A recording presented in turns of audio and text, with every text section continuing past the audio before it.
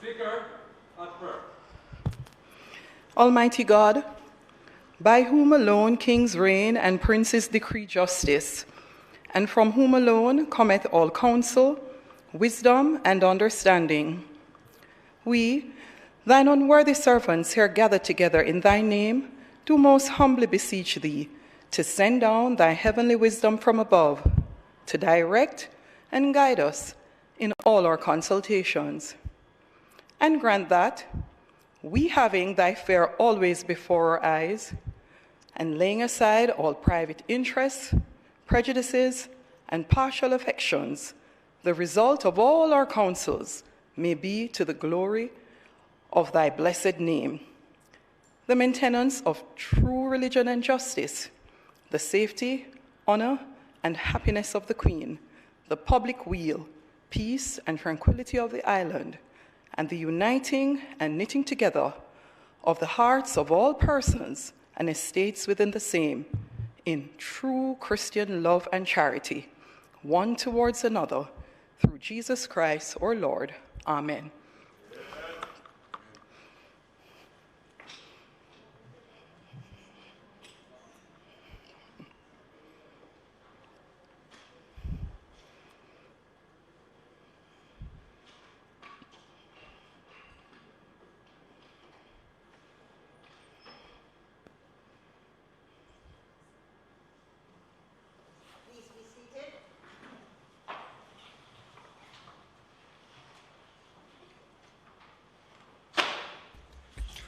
This Honorable House now resumes its sitting. Call of the roll.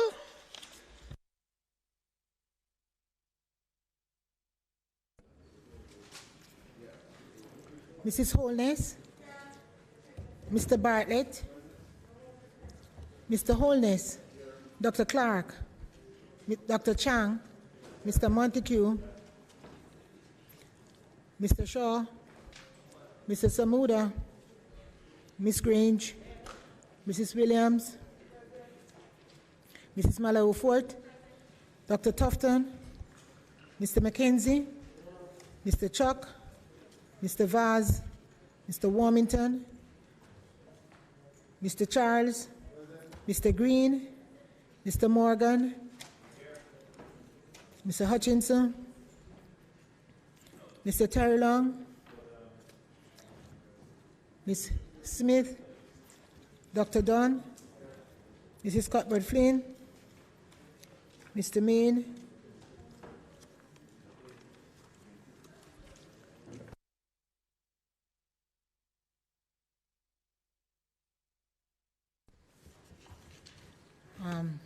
Mr. Davis, Mr. Witter, Mr. Brown, Dr. Brown Burke, Dr. Charles, Mr. Chin, Mr. Clark, Mr. Cousins, Miss Crawford, Miss Daly, Miss Davis, Mr. Golding, Mr. Graham, Dr. Guy, Miss Hamilton, Miss Hannah, Mr. Henriquez, Mr. Henry, Mr. Hilton, Mr. Jackson, Mr. Lawrence, Miss Lee, Mr. Miller, Miss Morrison, Mrs. Nita Garvey, Mr. Paulwell, Mr. Phillips, Dr. Phillips, Mr. Robertson, Mr. Robinson, Mr. Siblist, Mr. Slowly, Mr. Vaz, Dr. Wheatley, Mr. Williams, Mr. Wilson, Mr. Wright.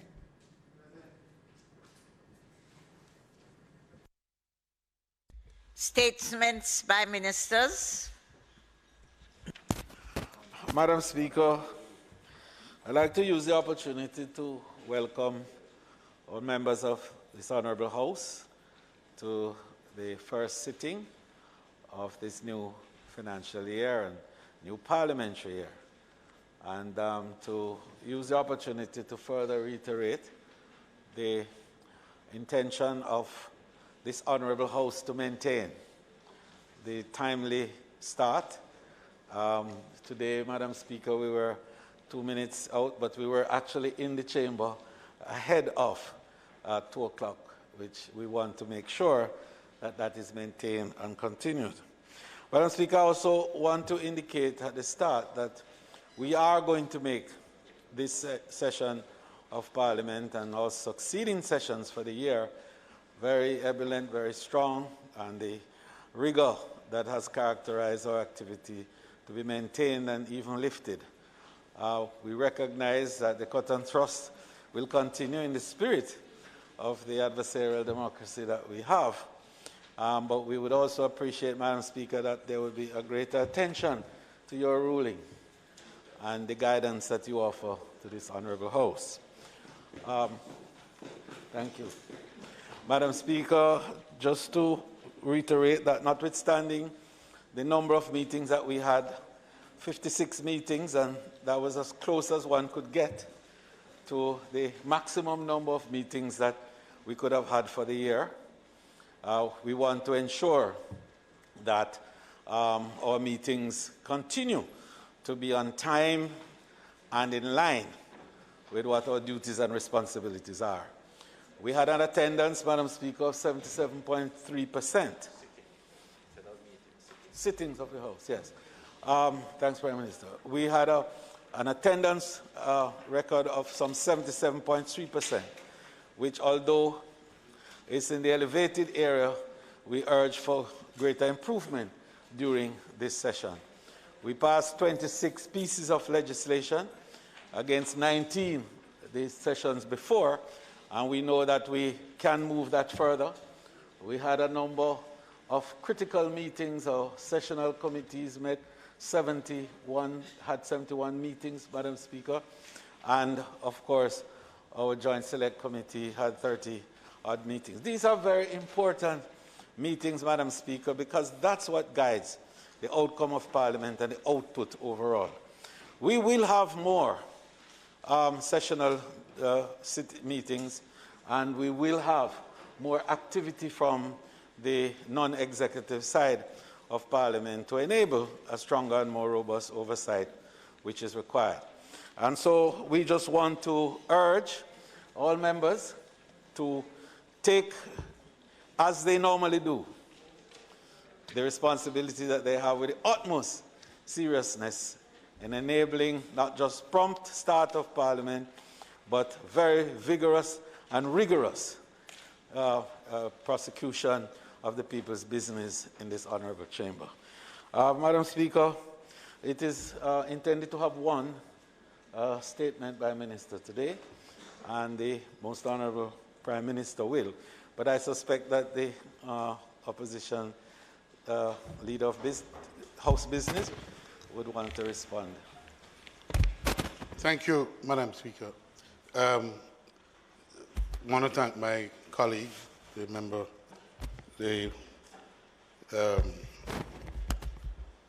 the charge of government business.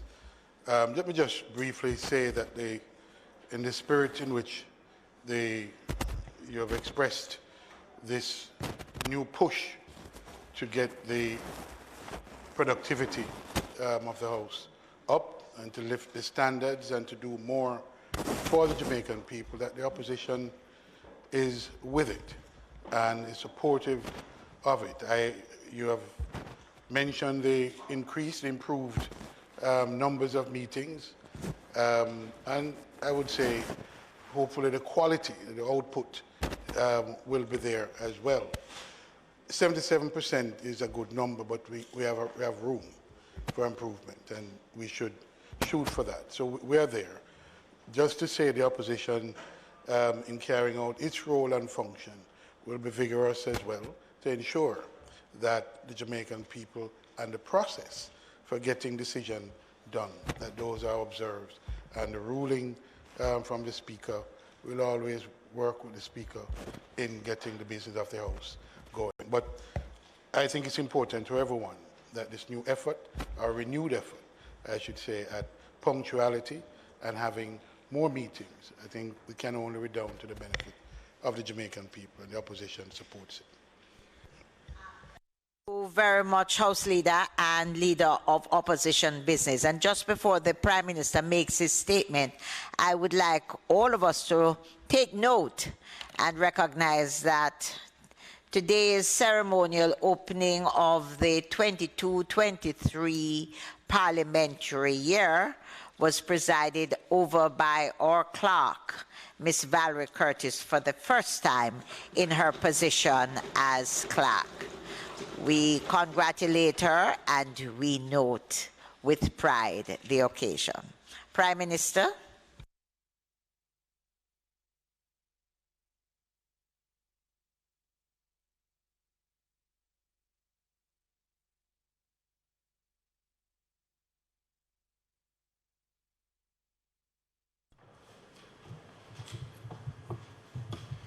Thank you, Madam Speaker. Just to add, Madam Speaker, my own sentiments to those already expressed.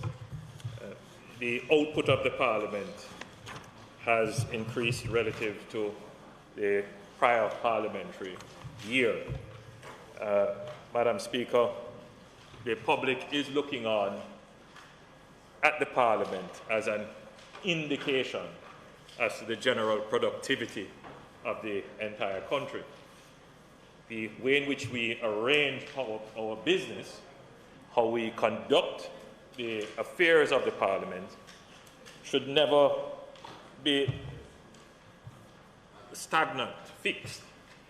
We should always, Madam Speaker, be reviewing the way in which we engineer our processes. And Madam Speaker, we have started to do that. From simple things such as starting on time.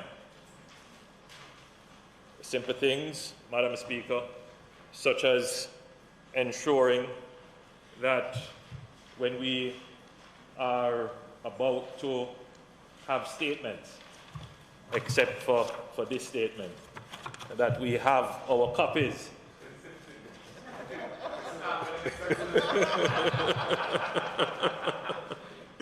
that we have our copies. But also, we have to examine our conduct, how we speak to each other across the aisle, how we relate to you as the speaker. We can be forceful without being offensive. And we can be assertive without being disrespectful. And so, Madam Speaker, yes, we ought to review how we conduct ourselves. Madam Speaker, there is a general deterioration in civility in the society. And we all sit here and lament it. But there is no civility police.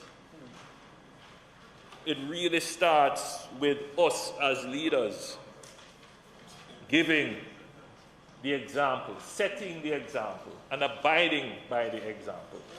It starts from us in this house saying that we are going to be punctual, we're going to follow the rules, and we're going to be civil with each other. Once we start to set the rules and abide by them and become exemplars of them, then, Madam Speaker, you will start to see the transformation of the society. We only got here, Madam Speaker, because people elected us. They looked upon us and said, in this person, there is something good that represents me. And if we allow that good to shine as parliamentarians, we will get more people in Jamaica going in the right direction. So it is at the start of the year, Madam Speaker, the sentiment, the start of the parliamentary year, that is, the sentiment is for all of us to recommit to being exemplars of good and right in the society.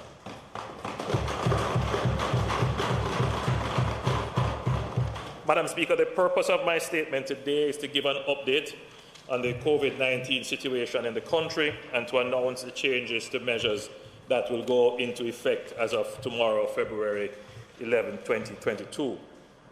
Based on the latest report from this morning, Jamaica recorded 152 new cases of COVID-19 yesterday. Our cumulative cases of COVID-19 are now 126,589, and we have recorded 2,708 deaths. I express my sympathies and condolences to all those who have lost loved ones to this pandemic. The graph now being displayed, Madam Speaker, shows daily number of confirmed cases, which is the blue bar, or blue bars, as well as the 7-day average of new hospital admissions, which is the red line. Madam Speaker, our daily case count has been decreasing steadily. Our average daily number of new hospitalizations has also been declining, and that's good news. The second graph now being displayed shows the test positivity rate by week. You can see from the white line that the weekly positivity rate is showing a rapid decline, and from the peak, and at the peak in January we were at 53.5%. For the last week, the daily positivity rate was the weekly positivity rate was 17.4%. So we've come down quite nicely, Madam Speaker. The daily positivity rate on the results reported this morning was 14.9%. So we've moved at the peak from as high as 53.5% in terms of the weekly positivity rate, to now we're at 17.4%. And today's specific rate, test positivity rate, would be 14.9%. So we're coming down nicely, Madam Speaker. Madam Speaker, the graph now being displayed shows the number of confirmed and suspected COVID-19 cases admitted to hospital, which would be the white line. And you can see that the white line has slightly exceeded our COVID-19 bed capacity, which is the black line, at the peak in January, but has been coming down steadily since then. So we are now, in terms of occupied beds, we are below capacity, which is a good sign. Madam Speaker, the next graph now on screen shows the weekly mean reproductive rate, the R0, which is the average number of additional persons infected by a single infected person.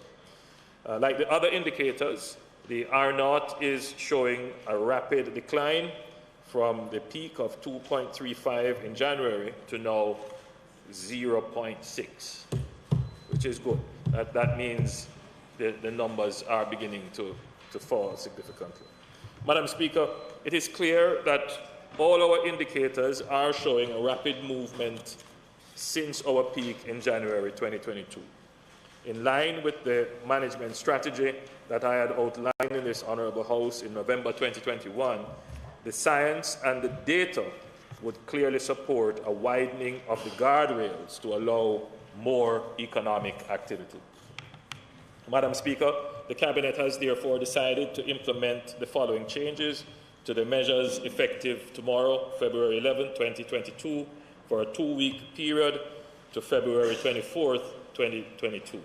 1. The curfew hours will change from 10 p.m. nightly to 11 p.m. nightly until 5 a.m. the following morning until 5 a.m. on February 25th, 2022. So we have reduced the curfew hours by 1 hour, which means that, well, the curfew hours have been reduced, but the movement and hours have been increased by 1 hour. The current maximum of 100 persons allowed to physically attend worship services will be replaced with a capacity limit determined based on the size of the place of worship. The maximum number of persons allowed to attend will be based on the size of the area designated for worship, divided by 36 square feet. As an example, a church with a worship area of 5,000 square feet would be able to have 138 persons present. Madam Speaker, the churches, just as a commentary, the churches have been, the established churches especially, have been excellent partners in the management of the pandemic.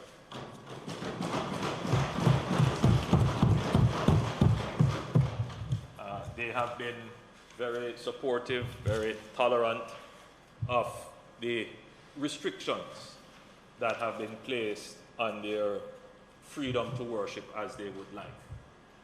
But, Madam Speaker, it has also paid great dividend. Their congregations are largely safe.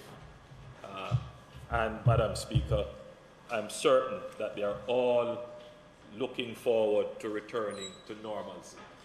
We are not at that point yet, but I think that it would be only fair that we allow more persons to be able to worship in the physical space. Madam Speaker, the absence of the ability to physically gather and worship together undoubtedly would have had a significant negative impact on many in the society. We take it for granted, many of us take it for granted, but the church, Madam Speaker, is an important part of how many Jamaicans socialize, how they deal with stress, how they renew themselves. It's a very important part of Jamaican tradition, Jamaican socialization, Jamaican way of life. And the absence of regular church would undoubtedly give space for imposters and false prophets to try to fill the void. And undoubtedly we have seen a lot of that creeping in. And so I am very eager, Madam Speaker, it's the first opportunity to see the churches get back into operations, because no doubt the pandemic has not just affected our physical health, but the mental and spiritual health of the nation.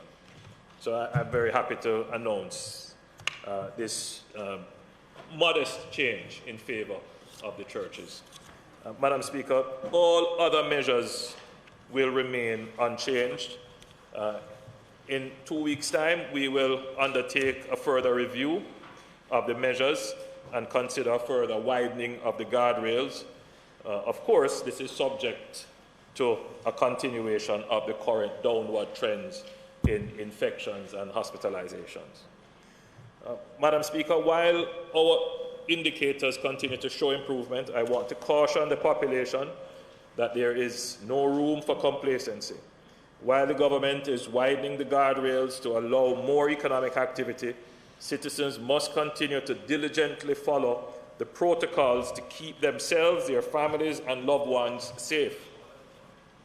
Persons who are unvaccinated, particularly the elderly and those who are immunocompromised or have comorbidities, remain at high risk and must exercise a high degree of caution. Of all our deaths since March 2021, when the vaccine became available, 98.4% were unvaccinated. So let me just repeat that. Of all the persons who have died in Jamaica from COVID-19, 98.4% of them were unvaccinated. Madam Speaker, I don't know if you have that graph, but I have a graph, Madam Speaker, which shows the case fatality rate by age category. The case fatality rate is the percentage of persons who tested positive for COVID-19 that died in each age category. So you can see, of course, the correlation. The older you are, the higher the mortality rate. The graph shows that the risk is not the same for everyone. The risk increases exponentially for persons aged 60 and over. I therefore want to make a special appeal to persons over 60 and persons with comorbidities to get vaccinated. Madam Speaker, our management of the pandemic has always been evidence-based, data-driven, proportionate, and situationally appropriate. The changes to the measures I have announced today represent a continuation of the gradual and controlled process of getting our economy back to full productive capacity. We will continue this process to give all Jamaicans the opportunity to earn their livelihoods while protecting their health. Madam Speaker,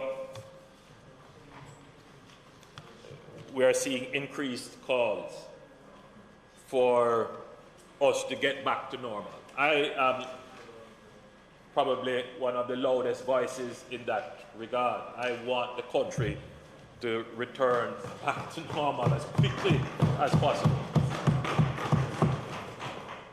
The problem with this pandemic is that you won't quite know when it is going to end until it has ended.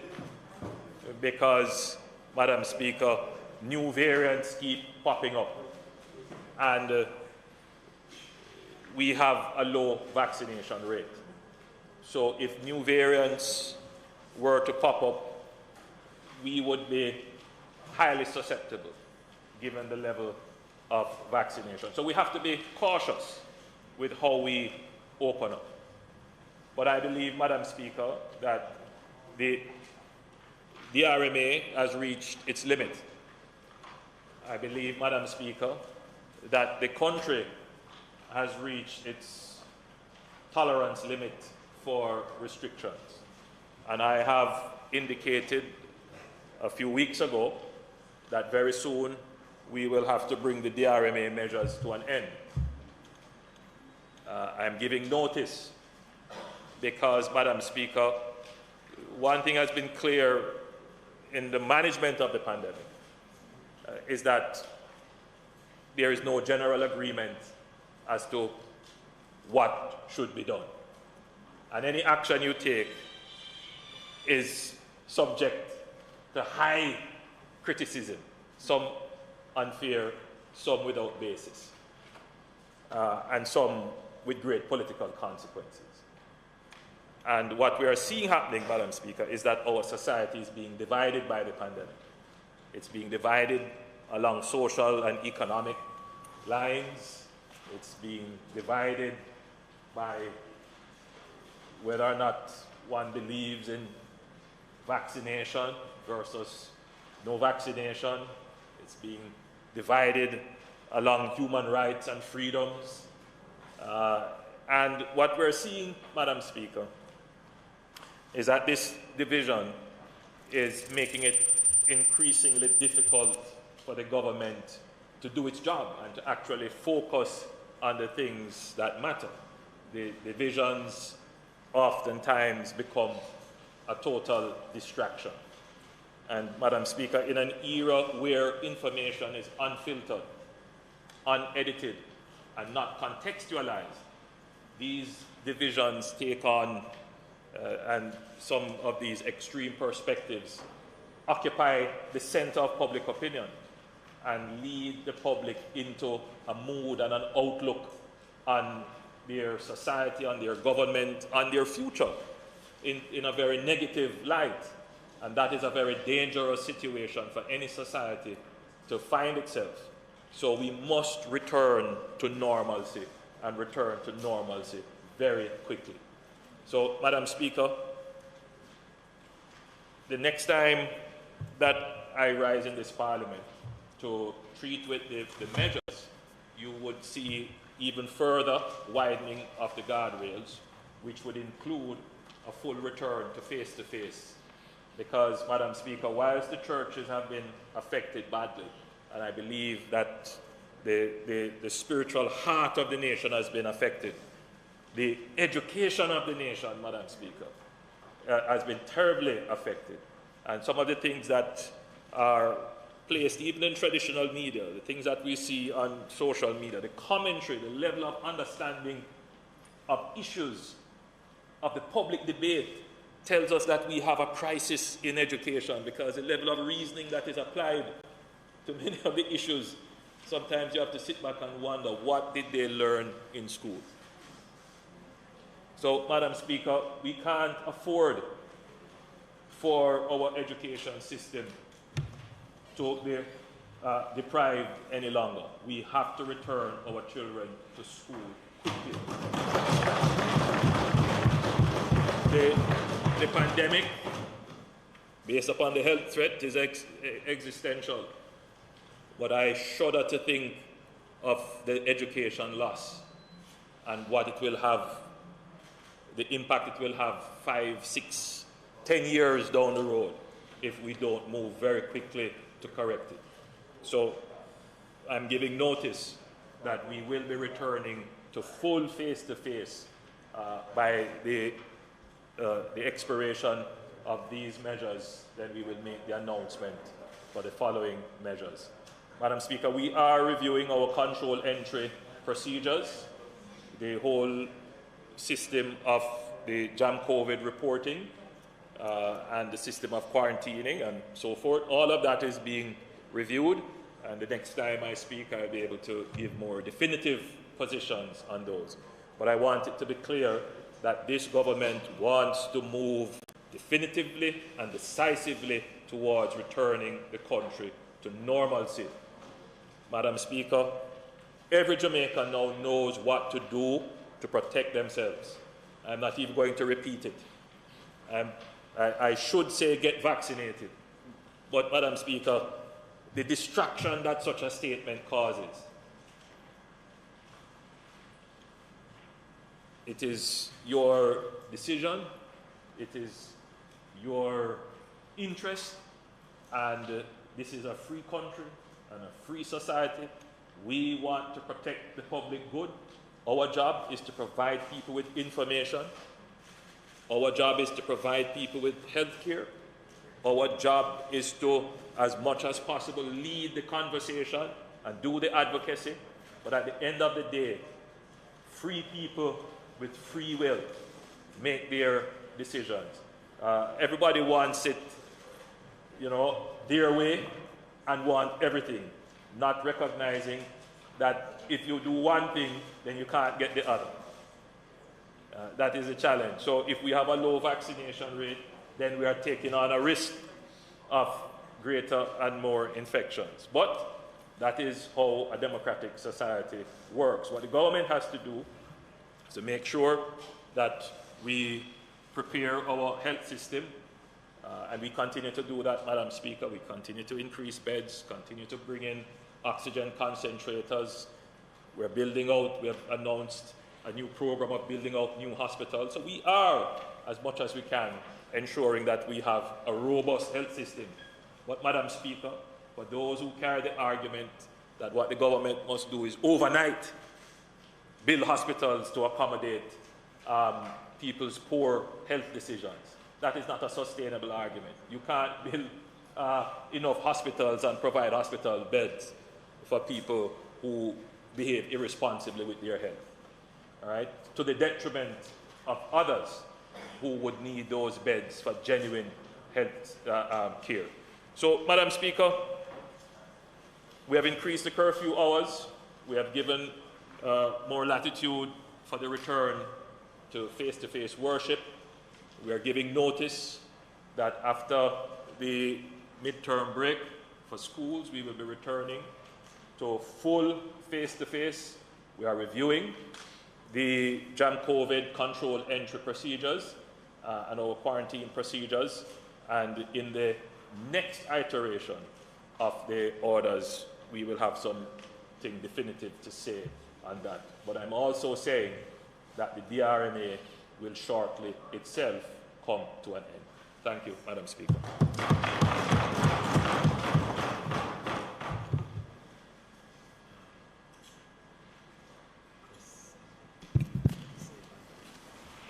Thank you, Madam Speaker. Prime Minister, I join with you in exhorting the high-risk groups in the population, in particular persons elderly persons, persons over 60, persons with comorbidities. If you're not yet vaccinated, do not delay it any longer. Go and protect yourselves. The data is there, and it shows the level of risk that you are taking if you remain unvaccinated. Prime Minister, we've seen the graphs, and we are all happy to see the level of hospitalizations falling, and we're now well below the number of beds available for COVID patients, which is a very good thing. We're happy to see the R0, the rate of transmission, falling and now well below 1, 0.6. We're happy to see the positivity rate, the percentage of persons who are tested who are positive, having fallen sharply from the very high peak, not long ago, a few weeks ago, when Omicron really was raging, now falling steadily. Though still in the red zone, one notes. In that graph, there were levels, but it's falling quickly. So we support the adjustment to the curfew hours to 11 o'clock, and we support the easing of the restrictions on gatherings at church. I wouldn't mind if you could just repeat the particular formula that you will now apply in terms of how you derive the numbers who can attend in a particular facility based on the worship, the square footage. 36, is it? Okay. Is it? Okay. It's the denominator. All right, thank you. So the worshipable area divided by 36 gives you the number of people. Yes. Everybody, I think, is fatigued by the restrictions that COVID has forced upon us. The need to wear masks for much of the day, depending on where you are, the restriction on gatherings, the restriction on movement, because of curfews and so on, the way it's impacted on socializing. And Jamaicans are people who like to party, like to socialize. We're blessed with a lovely climate.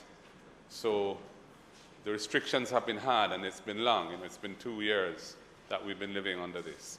So, like you, Prime Minister, I am looking forward to us being able to get rid of most of, if not all of these restrictions. I mean, the reality is that, COVID is going to become part of our lives. I don't think we're going to eradicate COVID. It will be there, and because of the very low levels of vaccination, it is something that we will continue to have to be encouraged. We'll continue to have to encourage our population to exercise personal responsibility and looking after themselves, because some of us are at greater risk than others. And those who are at greater risk need to recognize that and do what is necessary to try and protect themselves from that.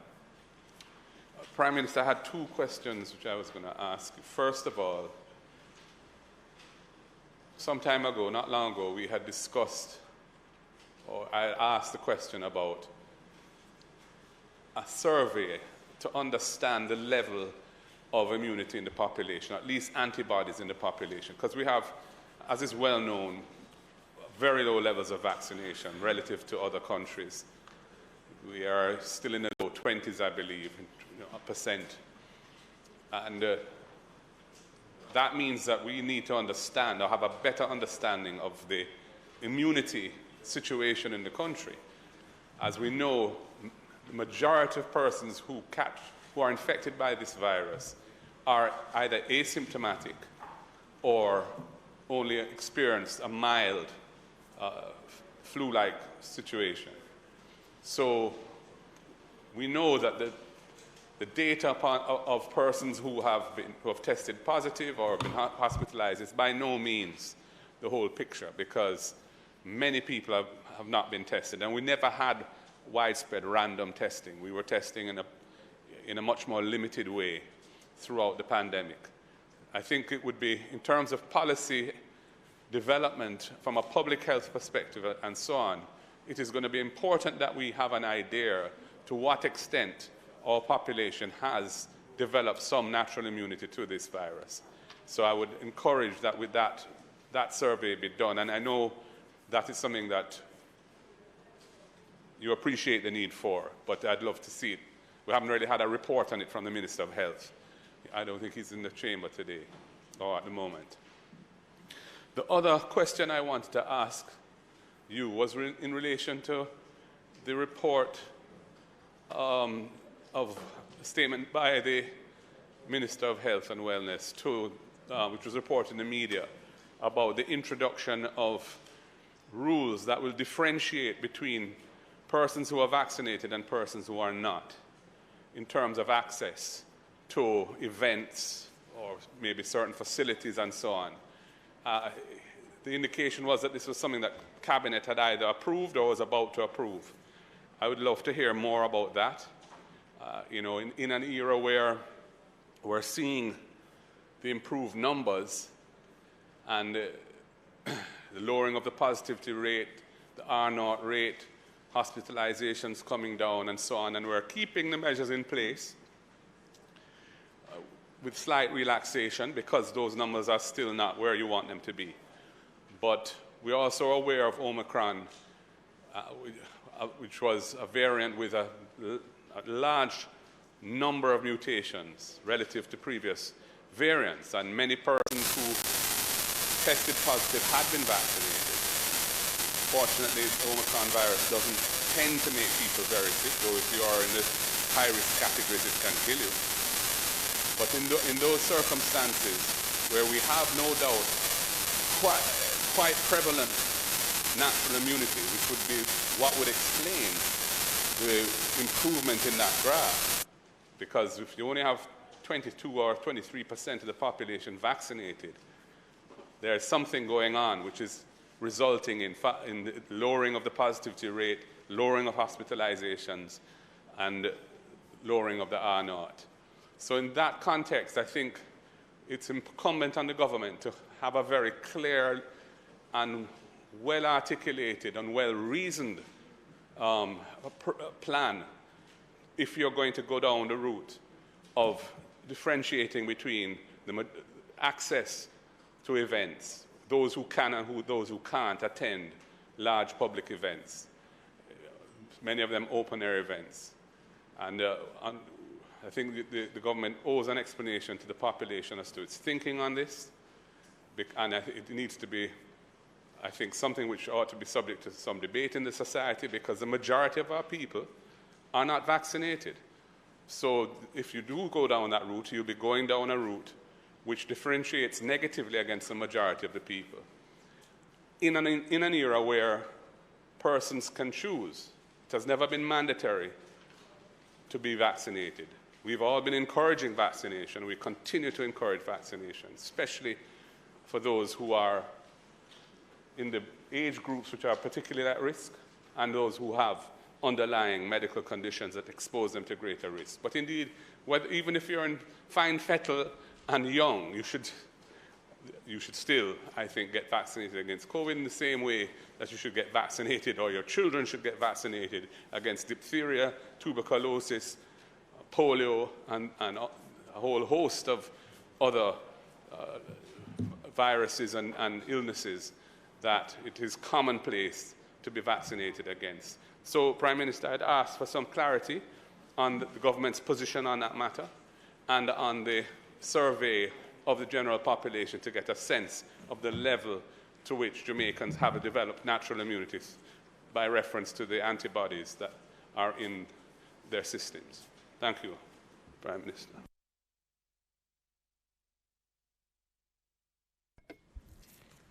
Thank you, Madam Speaker. Prime Minister, I listened carefully to the provisions, and I note your concern as it relates to the education sector. First of all, I want to say how thankful I am that we all really seem to have acknowledged that it really is best to get our children in school. As you speak about, it is about time that we were all there, understanding that closing schools should be a last resort when there's no other alternative. Prime Minister, I'm concerned about, while I agree certainly with opening face-to-face, I'm concerned, I've raised it before, and I'll continue raising it until I no longer get those complaints. I'm concerned about our schools having all the necessary resources to assist them in opening face-to-face in a safe manner. I'm talking about being able to deal with the sanitizers if they need an additional ancillary staff to help with ensuring the protocols are kept, to ensure, for example, that as students return, that they're able to manage the number of students on plant in terms of the load that the one teacher can manage. Are there teachers' aides? Are there shadows? The kind of resources that are placed in schools. I'm also still concerned about the testing that is available for schools. I understand limitation. I'm not thinking that there is an unlimited level of resources for that.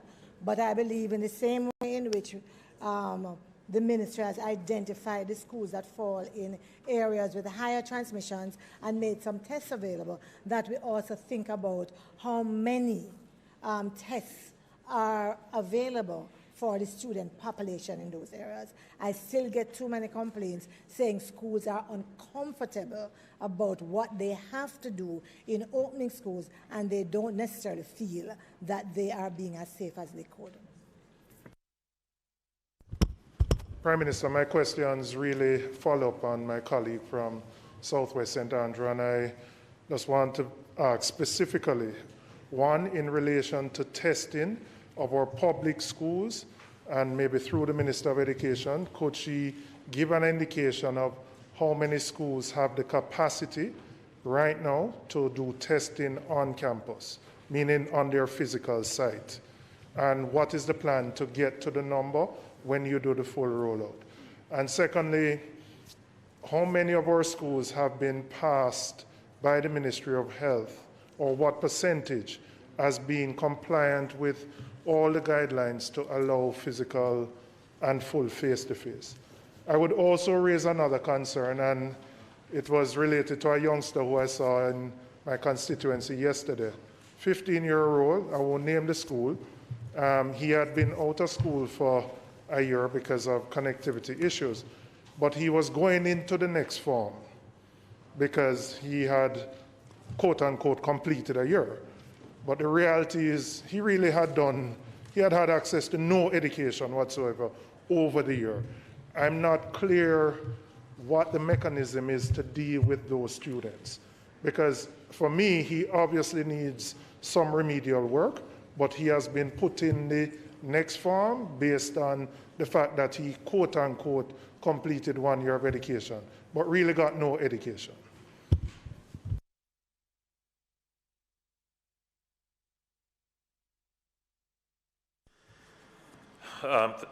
Thank you, Madam Speaker. Thank you, members, for the questions.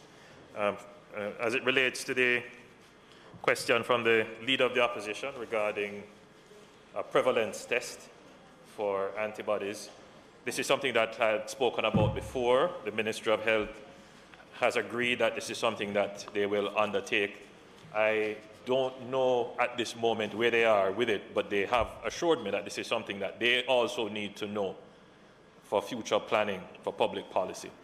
I tend to agree, though obviously we are not the specialists, that the immunity was naturally gained, and it is probably, widespread in the population. As to whether or not that immunity is strong enough to counter new versions of the virus, we don't know. So, though I'm of the view, not speaking now scientifically, that many Jamaicans would have been exposed, and a significant number of Jamaicans would have been exposed, we still don't know whether or not that natural exposure would have amounted to herd immunity. We simply don't know. And I don't think we could say that the reduction in the R0 is as a result of the gaining of the natural immunity. It could be the measures that we have put in It could be maybe some kind of seasonality. We will have to study it carefully to make that leap in assumption. In terms of the policy on vaccination, I'm happy you asked the question, because the government has been unfairly cast in many ways as saying that we are promoting a compulsory vaccination policy.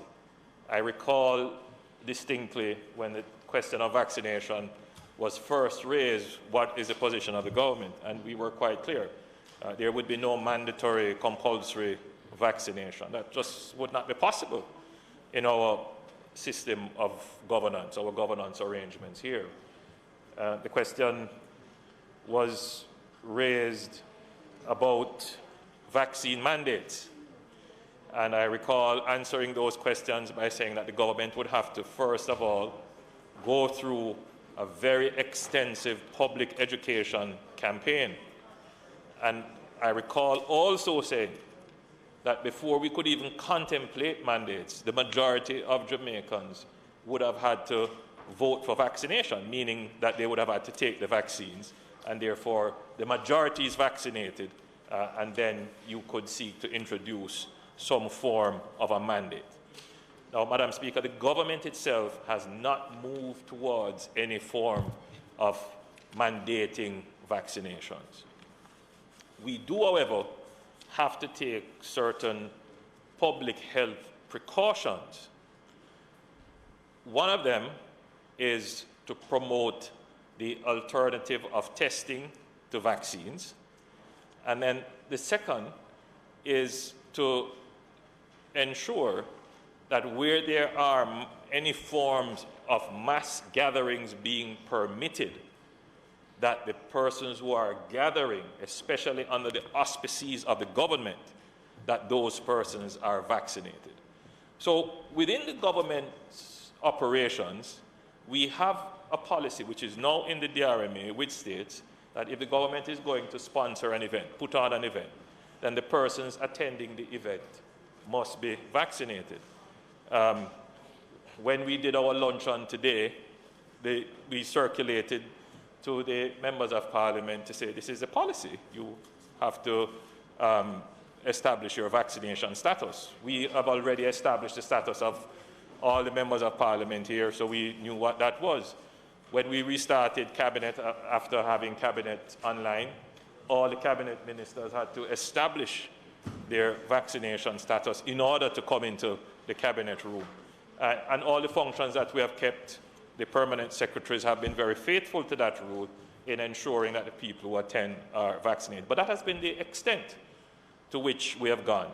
We started out, the Minister of Education could just remind me, we started out with saying that we would only allow vaccinated children to return to high school. And then we changed that policy later on, not by the prompting of the member from Southwest, but she did raise the concern, and we examined it, and we looked at the data, which basically showed the level of risk, which was very low to young children, and we weighed the risk of having young children out, and we decided to allow the children to come to school.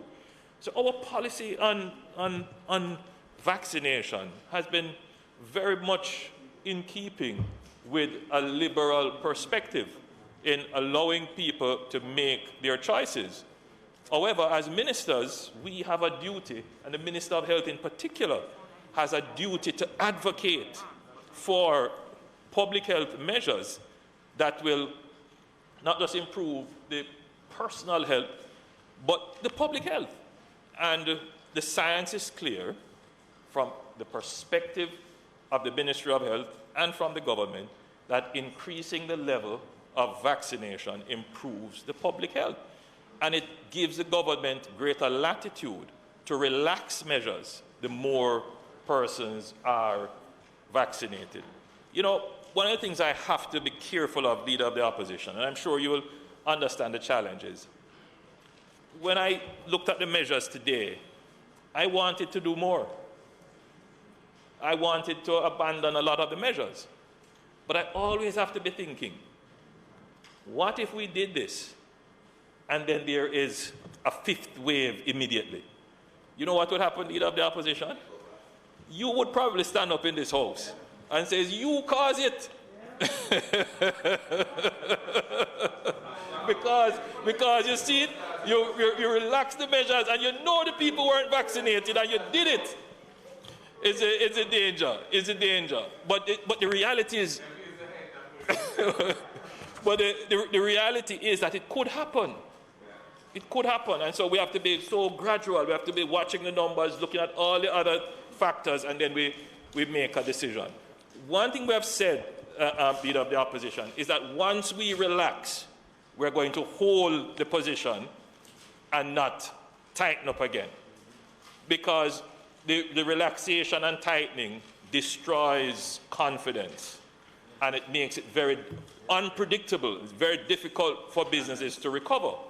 So we got a lot of flack a few weeks ago in the heights of the peak of the fourth wave, when people were saying, what is the Prime Minister saying? Why is he not looking at the issues and tightening up back and going back into lockdowns, when we said, you know, this argument is over, this argument is done, that was it. We are not going back into lockdowns. We're not going to go back into tighter measures, because that is destroying the economy. Madam Speaker, Leader of the Opposition, colleagues, the average Jamaican is facing a very difficult time. All the prices are going up. Incomes have not moved. There are many Jamaicans who are still unemployed from the pandemic. Right now, the weight of livelihoods is stronger on the decision-making process. We have to get people back into their livelihoods. That is without question. And that's how we have been doing it, even at the risk of a certain element of the society who is very sensitive to, you know, when the government says, listen, let's get on with it. There are those who believe that, you know, we ought to take measures and so forth. We can't always do that. Right now, Madam Speaker, it's about getting our Jamaican people back to work, securing their income so that they can be able to survive. The budget which we will be presenting, Madam Speaker, will be designed for that. Designed to support people to get back into economic activity. And so, Madam Speaker, I just wanted to point out that our vaccination policy will not become a hindrance to that. What we are saying to the Jamaican people is that from a public health standpoint, wherever the government is going to sponsor or host an event, we will require the people in attendance to be vaccinated. Where you are not able to do so, you can do a test. As it relates to schools, the risk there is lower. We will not be able to do widespread testing, but should it become necessary to determine whether or not someone is suspected of or was exposed to, then you do the targeting testing. But we won't be able to do, member from St. Andrew Southeast, that we won't be able to do widespread testing. That's just not possible. So it's more of a kind of targeted testing. In terms of the promotion policy, you have raised a very important question. It's something that we have been grappling with. I know that the Ministry of Education has a fairly conventional method of offering scaffolding support to students who would have fallen behind. But with so many of them falling behind entire grades, it is something that I'll ask the Minister to respond to. I know that they will do their diagnostic tests and they will see the gaps and so forth, but just the sheer extent of the problem that is out there, I have it in my constituency as well, that the kind of remedial support would have to be much greater than normal. May it please you, Madam Speaker.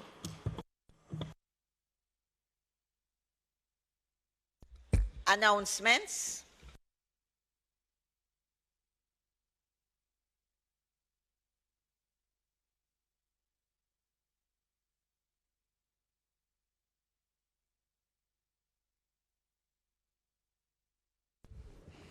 Laid on the table of the House today are the following: Ministry paper numbers 5, 6, 7, 8, 9, 10, and 11 respectively, entitled Cabinet Agenda Issues, dated October 19, 2021, October 25, 2021,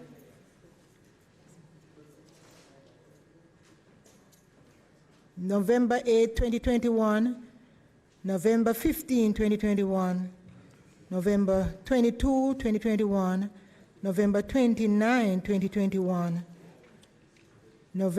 December 6, 2021, and December 13, 2021, respectively. Ministry paper number 12 of 2022, entitled Annual Report of the National Health Fund for the financial year 2020-2021. Annual Report of the National Health Fund for the financial year ended, and its annual report. Let me read that again. Ministry paper number 12 of 2022, entitled Annual Report of the National Health Fund for the financial year 2020 to 2021, and its annual report. Ministry paper number 13 of 2022, entitled The National Science, Technology and Innovation Policy, with its white paper number 1 of 2022, entitled The National Science, Technology and Innovation Policy. Ministry paper number 14, 15, and 16, respectively, entitled The Law Reform Zones of Special Operations, Special Security and Community Development Measures, the Norwood Community Zone Social Intervention, dated February 8, 2022, and the Law Reform Zones of Special Operations, Special Security and Community Development Measures, the Greenwich Town Community Zone Social Intervention, dated February 8, 2022, and the Law Reform Zones of Special Operations, Special Security and Community Development Measures, the Denham Town Community Zone Social Intervention, dated February 8, 2022, respectively, and their respective orders and resolutions under the Law Reform Zones of Special Operations, Special Security and Community Development Measures Act 2017. Annual Report of the Ocherios Commercial Center Limited. Annual Report on Audited Financial Statement of the Human Employment and Resource Training National Service Training Service Agency, HART NSTA Trust, for the financial year 2020-2021. The Radio and Telegraph Control Citizen Band Radio Service Amendment Regulations 2022, the Radio and Telegraph Control Amateur Radio Service Amendment Regulations 2022, the Radio and Telegraph Control Radio Operations and Technicians Amendment Regulations 2022, the Radio and Telegraph Control Marine Mobile Radio Service Amendment Regulations 2022, and the Radio and Telegraph Control Private Radio Service Amendment Regulations 2022, respectively, under the Radio and Telegraph Control Act. Annual report on audited financial statement of the Registrar General's Department for the financial year 2019-2020.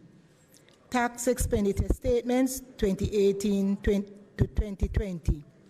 2022 to 2023 public sector consolidated estimates of expenditure for the financial year ending the 31st of March 2023. The Government of Jamaica Fiscal Policy Paper for the financial year 2022-2023. The Government of Jamaica Medium-Term Debt Management Strategy for the financial year 2022-2023 financial year, and the financial year 2025 to 20 2026.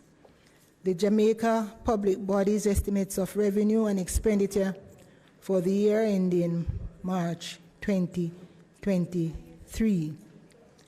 Also, the Jamaica Estimates of Expenditure for the financial year ending March 31, 2023. And the Certified Appropriations Account Head 2624 for the Department of Correctional Services for the year 2015-2016.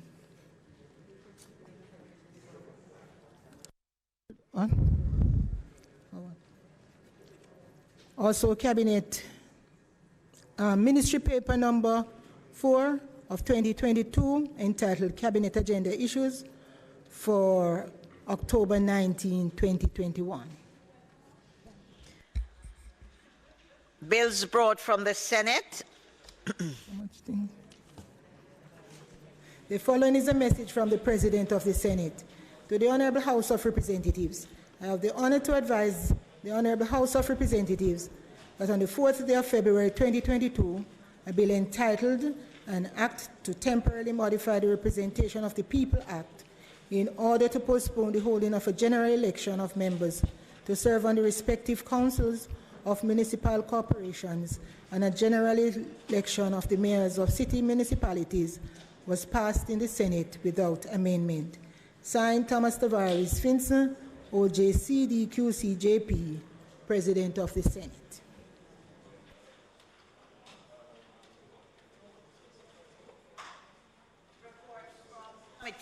Reports from committees.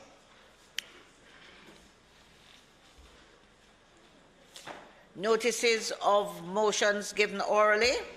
Madam Speaker, I beg you to give notice that at the next meeting of the House, I will move, be it resolved that the Radio and Telegraph Control Citizens Band Radio Service Amendment Regulation 2022, the Radio and Telegraph Control Amateur Radio Service Amendment Regulations 2022, Radio and Telegraph Control Radio Operators and Technicians Amendment Regulations 2022, the Radio and Telegraph Control Maritime Mobile Radio Service Amendments Regulations 2022, and the Radio and Telegraph Control Private Radio Service Amendment Regulations 2022, dated February 1, 2022, which were laid on the table of this House of Representatives on the 10th day of February 2022, be referred to the Regulations Committee of the House of Representatives for consideration and report. Madam Speaker, I further beg to give notice that at a later stage today, I will move for the suspension of the standing orders to enable me to take the motion.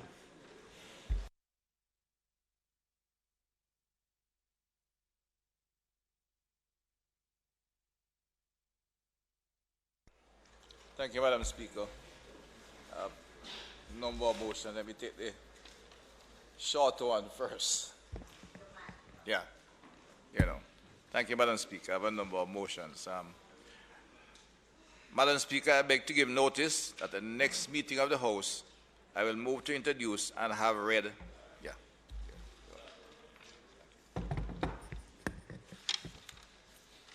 I'll move to introduce and have read a first-time bill shortly entitled the Firearms Prohibition and Regulation Act 2022.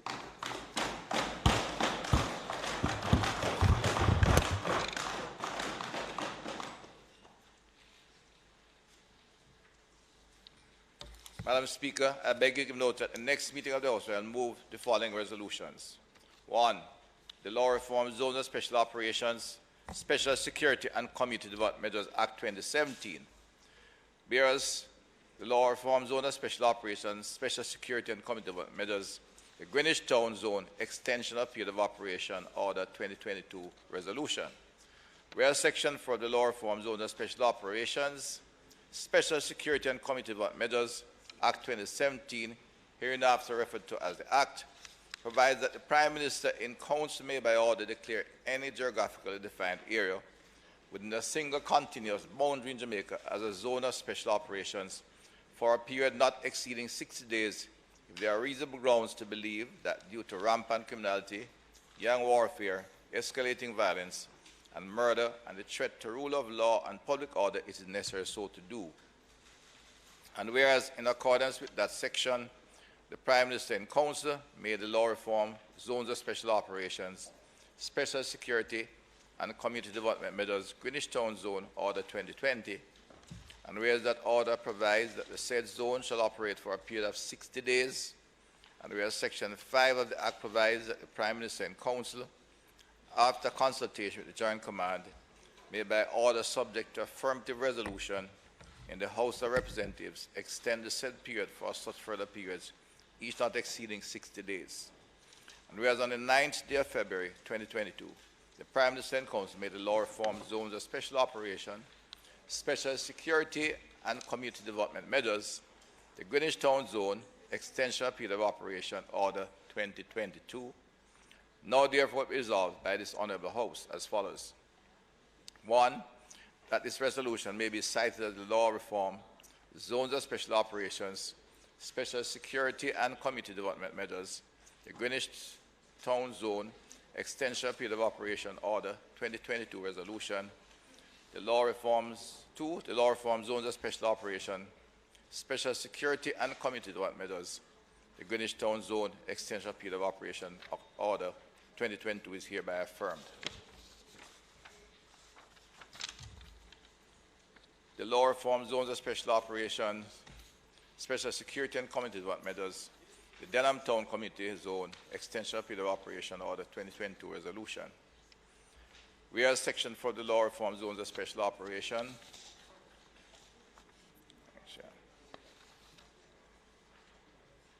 Special Security and Community Development Measures Act 2017, hereinafter referred to as the Act, provides that the Prime Minister and Council may by order declare any geographically defined area within a single continuous boundary in Jamaica as a zone of special operations for a period not exceeding 60 days if there are reasonable grounds to believe that due to rampant criminality, gang warfare, escalating violence, and murder, and the threat to the rule of law and public order, it is necessary so to do.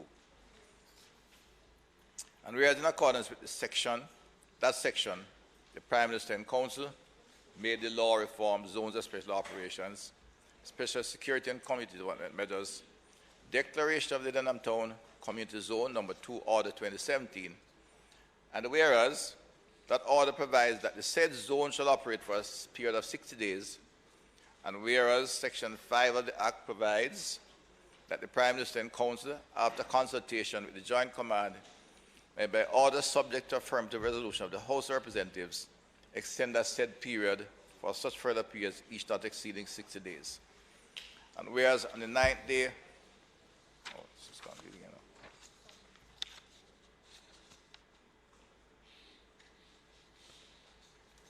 and on the 9th day of February 2022, the Prime Minister and Council made the law reform zones of special operations, special security and community development measures, the Denham Town Community Zone Extension of Period of Operation 2022, now therefore be it resolved by this Honourable House as follows. 1. This resolution may be cited as the law reform zones of special operations, special security and community development measures, the Denham Town Community Zone Extension of Period of Operation Order 2022 resolution. 2. The law reform zones of special operations, special security and community development measures, the Denham Town Community Zone Extension of Period of Operation Order 22 is hereby affirmed. 3. The law reform zones of special operations, special security and community development measures, the Norwood community in the Parish of St. James, Extension of Period of Operation Order 2022 resolution. And whereas Section 4 of the Law of Reform Zone of Special Operations, Special Security and Community Development Measures Act 2017, hereinafter referred to as the Act, provides that the Prime Minister and Council may, by order, declare any geographically defined area within a single continuous boundary in Jamaica as a zone of special operations for a period not exceeding 60 days if there are reasonable grounds to believe that due to rampant criminality, gang warfare, escalating violence, and murder, and the threat to the rule of law and public order, it is necessary so to do. And whereas in accordance with that section, the Prime Minister and Council made the law reform, zones of special operations, special security, and community development measures, Norwood community in the Parish of St. James Zone, Order 2021, where that order provides that the said zone shall operate for a period of 60 days, and where Section 5 of the Act provides that the Prime Minister and Council, after consultation with the Joint Command, may by order subject to affirmative resolution of the House of Representatives, extend the said period for such further periods, each not exceeding 60 days. And whereas on the 9th day of February 2022, the Prime Minister and Council made the law reform zones of special operation, special security and community development measures, the Norwood community in the Parish of St. James Zone, extension period of operation order 2022. Now therefore be it resolved by this Honourable House as follows. 1. This resolution may be cited as the law reform zones of special operation, special security and community development measures, the Norwood community in the Parish of St. James Zone, extension of period of operation, Order 2022 resolution. 2. The law reform zones of special operations, special security, and community development measures, the Norwood community in the Parish of St. James Zone, extension of period of order of operation order 2022 is hereby affirmed. Madam Speaker, I further beg to give notice that at a later stage today I will move for the suspension of the standing orders, enable me to take these resolutions.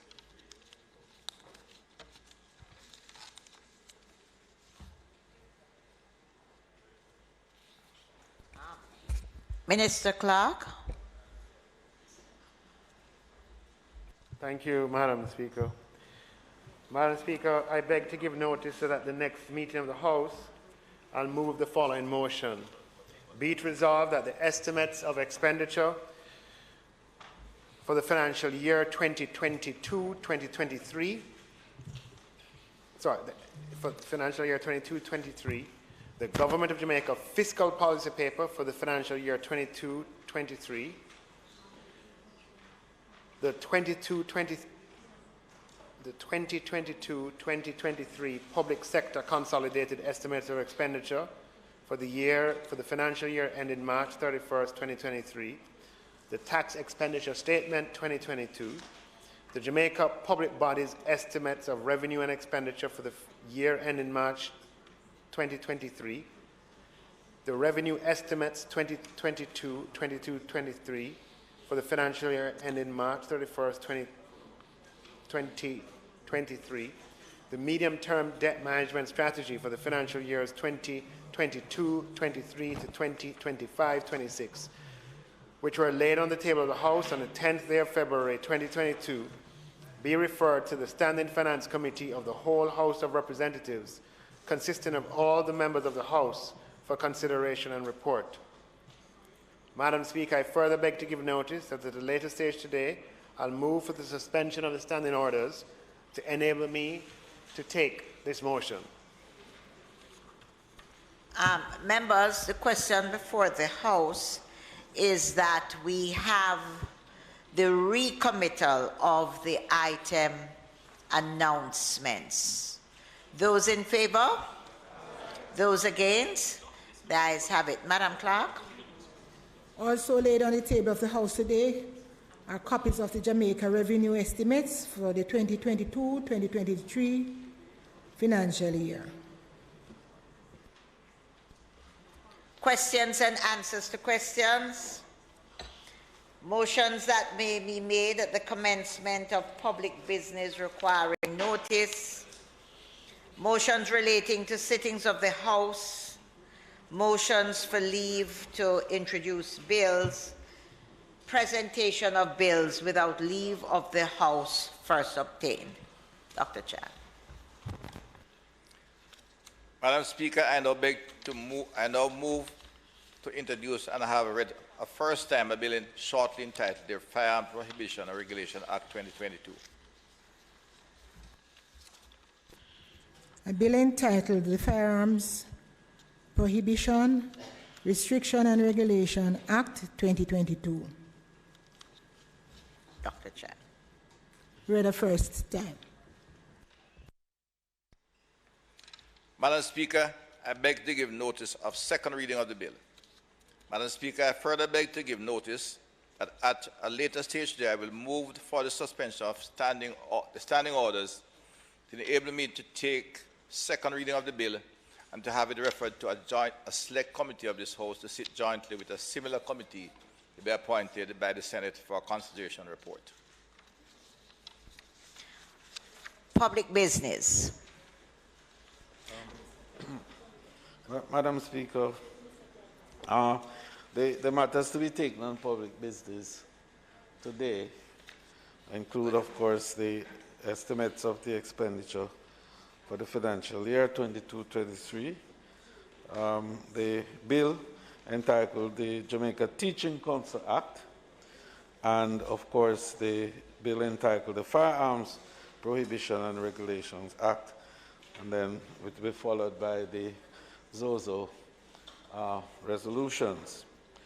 So, Madam Speaker, I now move for the suspension of standing orders to enable me to take the motion, notice of which I gave earlier. Standing orders be suspended to enable the minister to take the motion, notice of which he gave earlier. Those in favor? Those against? The ayes have it. Madam Speaker, the matter obviously being the referral to the Regulations Committee of the various elements related to the Radio and Telegraph Control Amendment Acts. I now ask, Madam Speaker, that the motion be approved. Members, the question before the House is that the motions be approved. Those in favor? Those against? The ayes have it.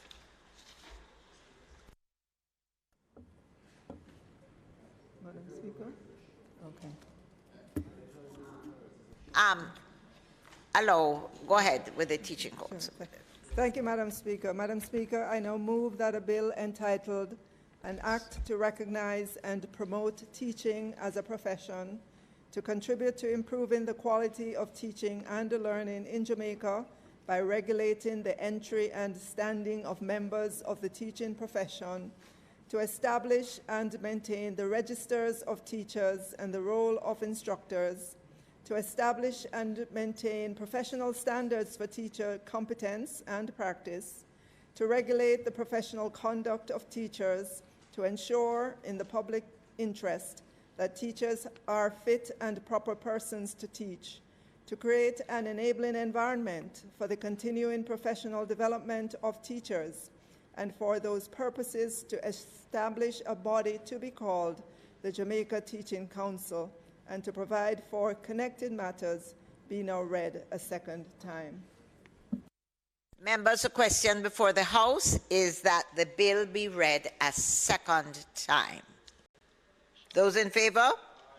Those against? The ayes have it.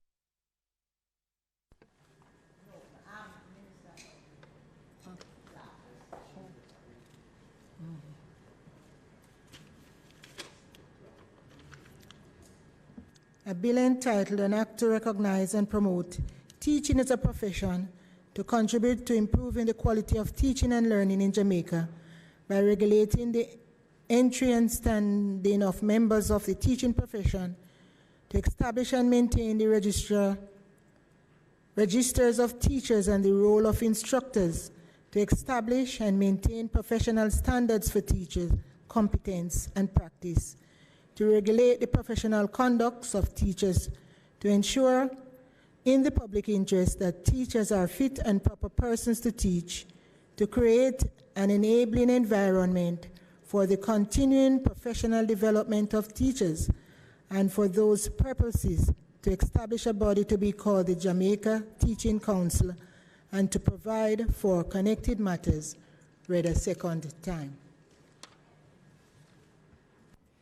Madam Speaker, I now move, be it resolved that notwithstanding Standing Order 76-1, this Honourable House appoints a select committee comprising the following members: Honourable Robert Nestor Morgan, Honourable Floyd Green, Honourable Juliet Cuthberg Flynn, Ms. Tova Hamilton, Mr. Robert Miller, Ms. Rhoda Moy Crawford, Dr. Angela Brown Burke, Mrs. Natalie Nita Garvey, and Fayval Williams, Chair of the committee, to sit jointly with a similar committee to be appointed by the Senate to consider and report on a bill shortly entitled the Jamaica Teaching Council Act 2022, and be it resolved that the committee be empowered to hold virtual meetings, be they partly or wholly virtual, from time to time.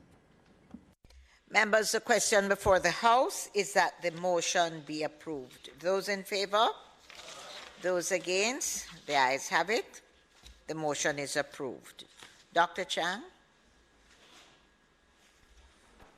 Thank you, Madam Speaker.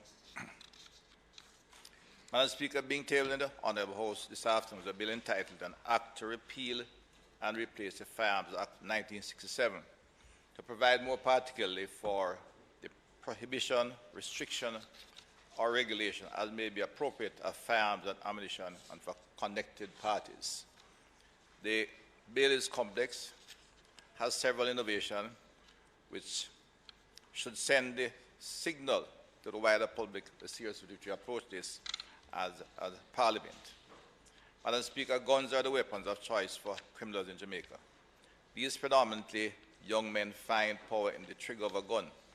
They seek respect by causing fear and creating terror in communities that are hostage to these gun-slinging hoodlums. The risk of being apprehended while in possession of illegal firearms and ammunition outweighs the consequences. Our legislative framework provides very little disincentive for criminals and those who support the activities to give up the illegal guns. For the last 25 years, Jamaica has recorded an average of 1,270 murders annually, the vast majority being committed with illegal guns. The government's multifaceted approach has included making significant investments in building out police capacity to investigate and conduct targeted operations based on credible intelligence. We are beginning to see the results of these increased competencies. For example, the recent findings of several large cache of illegal firearms.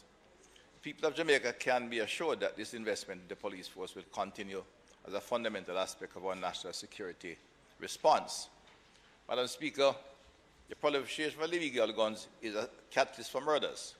For the 4-year period between 2018 and 2021, some 2,700 firearms and more than 44,000 rounds of ammunition were seized.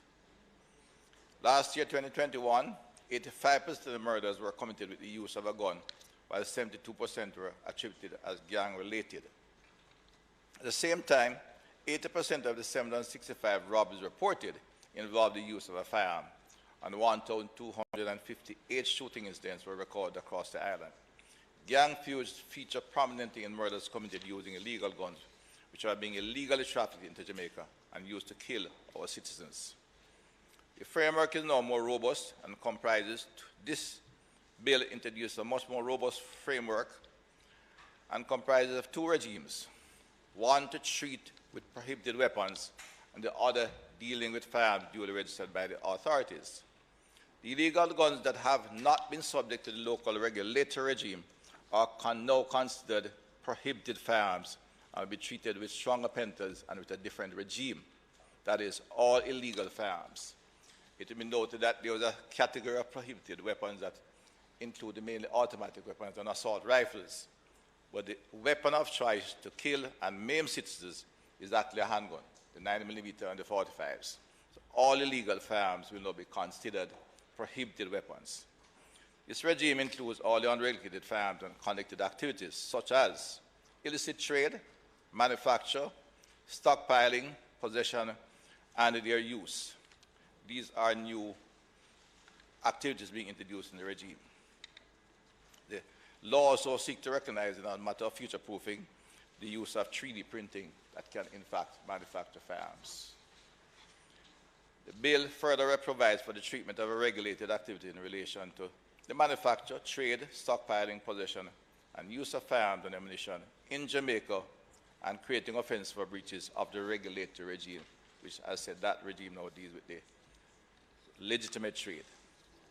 The Repeal and Replacement Act, with the short title, the Firearms Prohibition, Restriction, and Regulation Act 2022, is not only aimed at addressing the several challenges being experienced in the country with respect to the proliferation of illegal firearms, but importantly to increase the applicable penalties for breaches of provisions of the Act relating to prohibited weapons.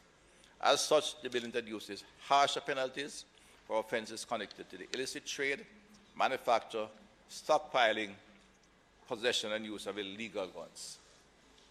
Madam Speaker, this bill, drafting and revision stages were extensive and protracted, considering that it comprised 116 clauses and the respective schedules, of which there are 7. I must therefore acknowledge the policy and legal teams from the Ministry of National Security and its Permanent Secretary, and the Chief Parliamentary Council, the teams at the Attorney General's Department, Legal Reform Department, and more recently, the Ministry of Legal Affairs and Constitutional Reform. For over 18 months, these teams have been working incessantly through various iterations of the bill. Of course, the bill did precede the 18 months. In fact, there was extensive discussion prior to that when there was an attempt to make amendments to the original Firearms Act. At that stage, some 18 months ago, realized that there was necessary for a total repeal of the Act, and we applied ourselves, and we are here. It certainly took too long, but we are satisfied that we have a good bill, and a lot of work was done by the teams I have named before. They understood what was at stake, Madam Speaker. Even took some various interrogation and discussion, and what it really means is saving Jamaican lives by getting rid of illegal guns. Some of the innovation may raise questions, and we will interrogate them fully in the Joint Select Committee. And I've held discussion with the opposition so we can have a robust Joint Select Committee. And I would only say to the legal fraternity in Jamaica, of course, that while innovation in law can often raise questions, Jamaica has always been a leader in many fields. We are a small country, but the Jamaica brand is strong. We are well known for doing things differently and sometimes new, and we credit in them. We are not only the third largest English-speaking country in the New World. We're in fact top in athletics, music, and a number of other things. So there will be innovative activities in this bill. The legal minds apply themselves, and we have to come up with some very interesting solutions, which, as I said, we will interrogate fully in the Joint Select Committee and hope to have the entire Parliament moving forward a very strong and effective bill. In fact, I'd commend the leader of the opposition for agreeing to, in fact, move swiftly to have the Joint Select Committee selected today, and we look forward to beginning our deliberations as early as next week. Thank you. Additionally, Madam Speaker, the bill introduces new provisions which will address Jamaica's adherence to international obligations as the regulatory side. These include provisions relating to stockpiling, Clause 6, trafficking, Clause 7, Clause 83, diversion, Clause 12, marking of firearms and the capturing of ballistic signature, Clause 29 and Clause 31, establishing a national control system, Clause 28, and a national register of all our firearms. The law is now set out in 10 parts. Part 1, the preliminary includes the definition section and establishes new terms such as trafficking, diversion, stockpiling. It sets out the objects of the Act. Importantly, the very first object of the Act, as stated in the bill, is to eliminate illegal manufacture, trafficking, possession, proliferation, and use of prohibited weapons, particularly through provision of appropriate penalties which deter such activities. Madam Speaker, the fines referred to in recent weeks should remind the country of the risk our police officers face out there. Not just the country face these risks at a national level. And we have said elsewhere it poses an existential threat to the stability of our country, but it's a personal risk to a lot of our police officers, and I pause here to take note of that. The kind of high-powered weapons being proliferated. I've seen one case is a trader with some, if I recall, 12 high-powered weapons, at least assault rifles and submachine guns. They could take on an entire army platoon with that kind of activity, with that kind of weaponry. B, Part 2 treats with prohibited firearms and its associated penalty regime as a special feature. A prohibited firearm, which is a subset of prohibited weapons, includes all firearms that are brought into the country illegally. And this, Madam Speaker, is the challenge we had faced and the issue that we had to get settled in this bill, how to separate the illegal firearms from the registered firearms. Part 3 of the bill sets out the functions and the responsibilities of the regulatory authority, whereas Part 4 sets out which activities are restrictions in respect of firearms and ammunition. Part 5 outlines the regime for the grant of firearm authorization by the authority and the obligations of the license holders. Having a licensed firearm is a big responsibility, and licensed firearm will have to remind of this. Part 5 outlines the regime for the grant of firearm authorization by the authority and the obligations of the license holders. E, the regime for appeals is set out in Part 6 of the bill. F, the establishment of a national firearm registry is set out in Part 7 of the bill. This national firearm registry is a new feature of the Firearms Act that will allow us to effectively streamline the management of firearm-related records in the country. Part 8 deals with the power of search, seizure, and to obtain information to bolster the capacity of law enforcement and the regulatory entity. Part 9 deals with provisions in respect of offences to include such provisions as factors that shall be regarded in determining sentencing, and Part 10 outlines miscellaneous provisions. Madam Speaker, I wish to highlight Clause 19 of the bill. It provides that the Minister may declare a firearms amnesty by order subject to affirmative resolution. This amnesty will allow persons who are in possession of illegal firearms, I think the term illegal may be inappropriate, but unregistered firearms, at this point, to surrender these firearms and ammunition to the state without prosecution for a short period before the full impact of this bill is initiated. As the government advances our trust to get every legal gun, it is our intention to provide citizens with an opportunity to surrender the unregistered guns as soon as this new bill is signed into law. I said the terms that have been in the document were unregistered because there are few firearms out there that may have not, that could, due to registered, maybe it's a classic, it's the old gun that you have stored from family heirloom, or possibly something that you have inherited from someone and you have not bothered to license it. We encourage that they be licensed because once they are not registered, they would come under the unregistered category and therefore be subject to the penalties due to prohibited weapons. Once registered, of course, care was taken to ensure that if someone have not licensed their firearm, it still will be treated differently from a prohibited weapon, although it has become unlicensed. So, Madam Speaker, I'm confident that the level of importance of this bill is not lost on any member of this House. The Firearms Prohibition, Restriction, and Regulation Act 2022 is critical to the prevention and reduction of homicides in Jamaica. This is a critical tool for police officers and the members of the security forces who are operating on a daily basis, working hard and tirelessly to apprehend hardcore criminals who are prepared to kill. They have had some successes, but they need additional legislative tools, and this is a piece of the legislative framework which to provide our police officers with that will assist them significantly in reducing the damage being done by gangs and gunmen across the country. The government is committed to a timely and bipartisan review of this bill towards its approval and the implementation. We have sought and received cooperation. I want to, again, cooperation from the opposition to pursue an expeditious approval process that will require the Senate to meet this afternoon and a joint select committee of the Parliament to commence deliberation in the coming days. I look forward to the support of the members in pursuing this expeditiously, yet clinical review of the bill as we bring it in law a stronger, more robust Firearms Act. Members.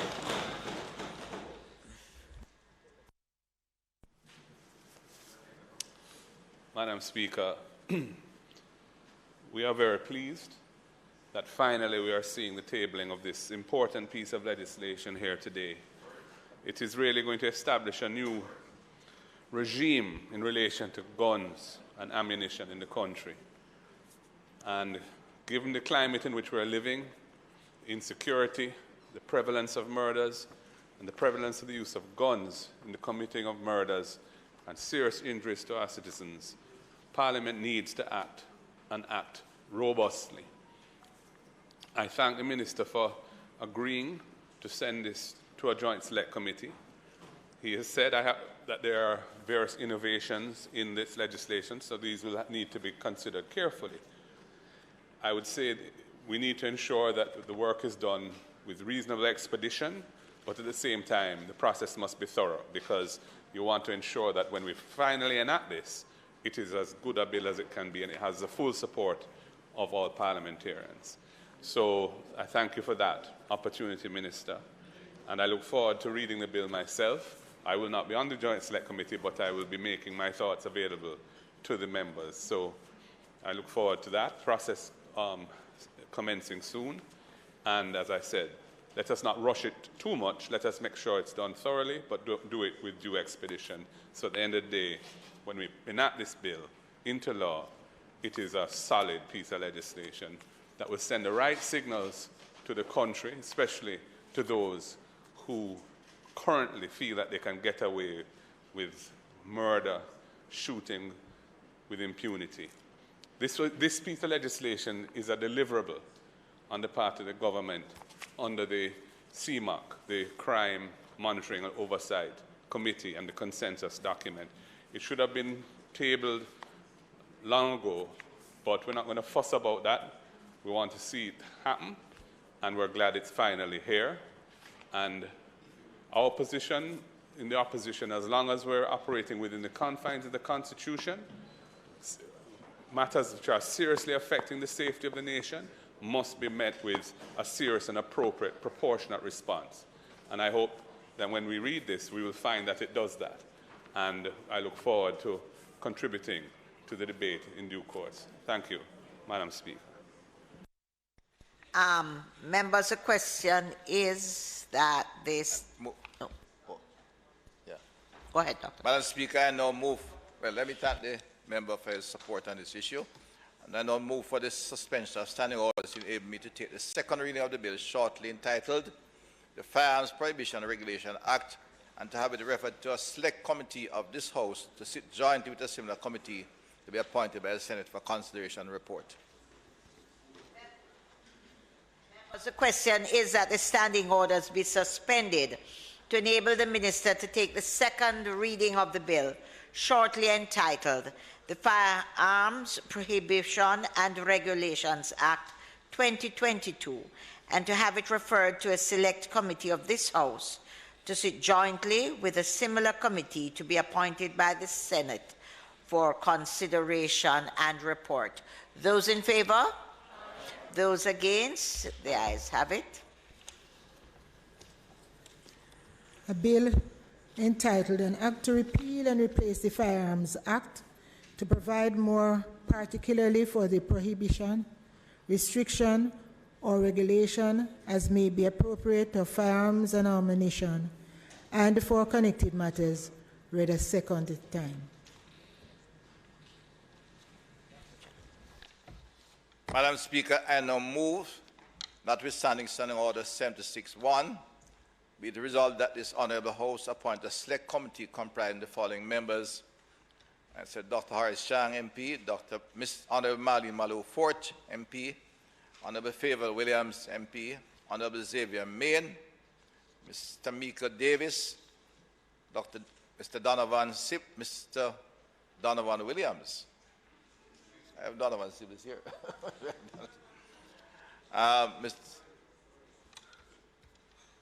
and Mr. Dwight Siblis. Mr. Donovan Williams and Mr. Dwight Siblis. And, of course, Mr. Fitz Jackson and Mr. Lothian Cousins. No. To sit jointly with a similar committee to be appointed by the Senate to consider and report on a bill shortly entitled the Firearms Prohibition and Regulation Act 2022, and be it resolved that the committee be comprised to be allowed to hold virtual meetings in whole or in part. Members, the question before the House is that the motion be approved. Those in favour? Those against? The ayes have it. The motion brought by the Minister is now approved.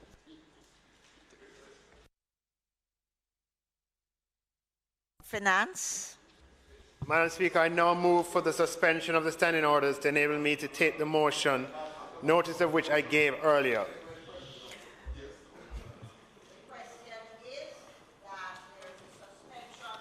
Standing orders to enable the Minister of Finance to take the motion, notice of which he gave earlier. Those in favour? Those against? The ayes have it.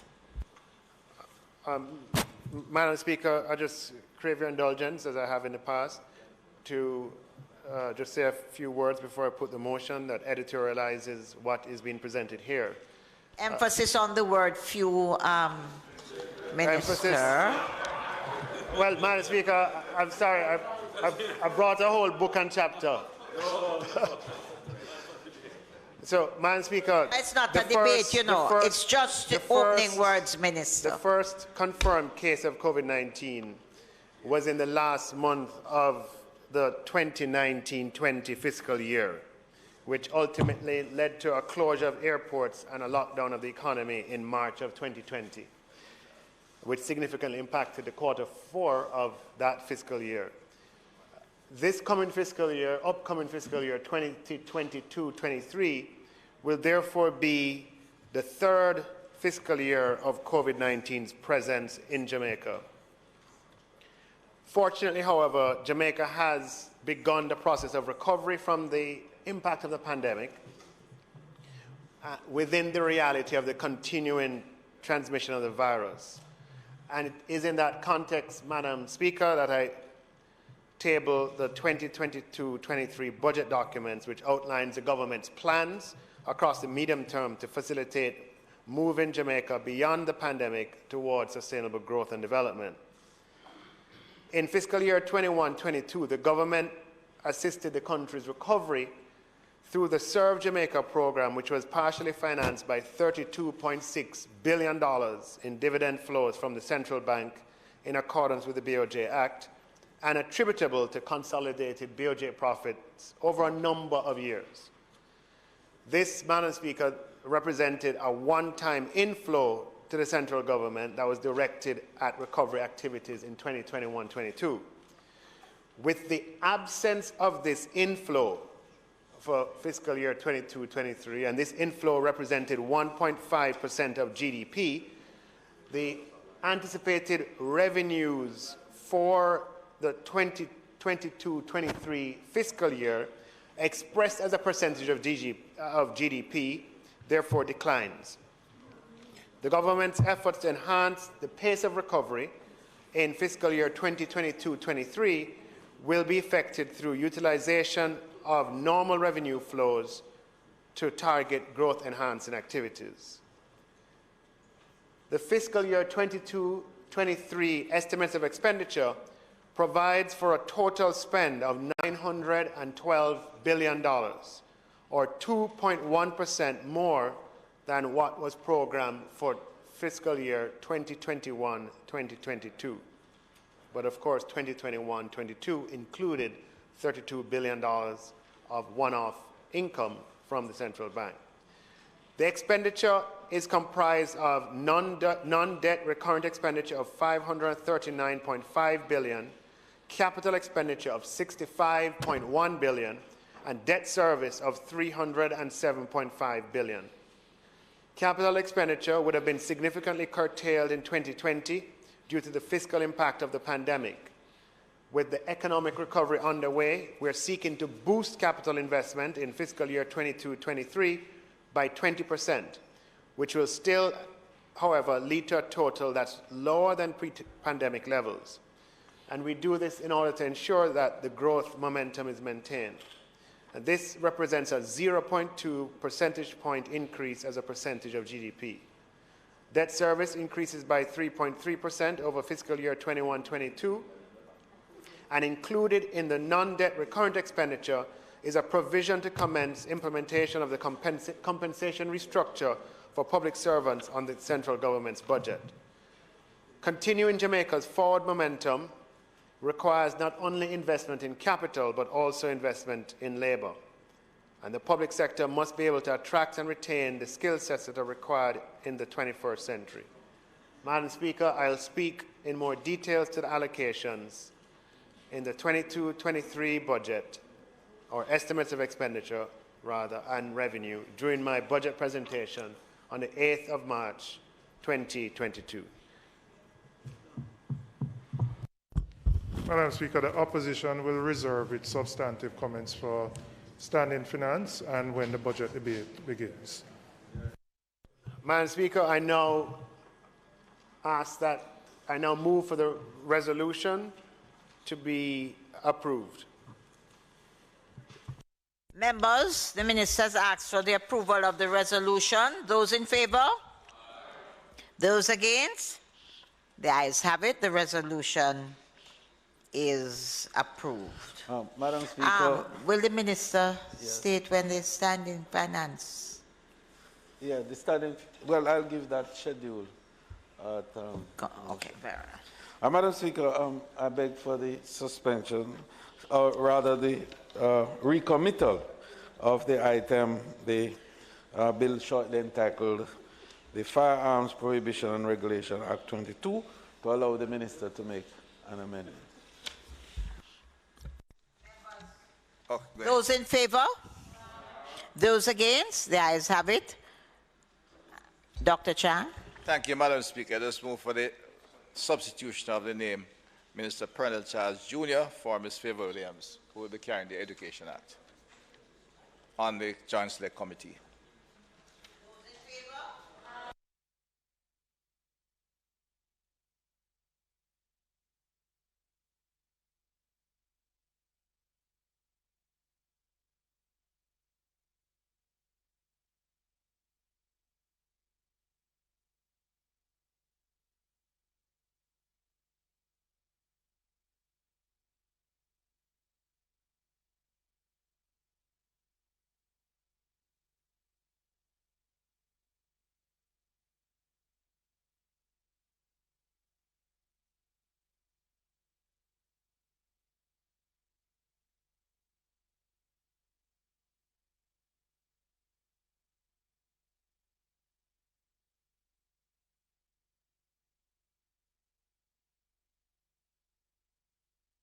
Members, I now put the amendments.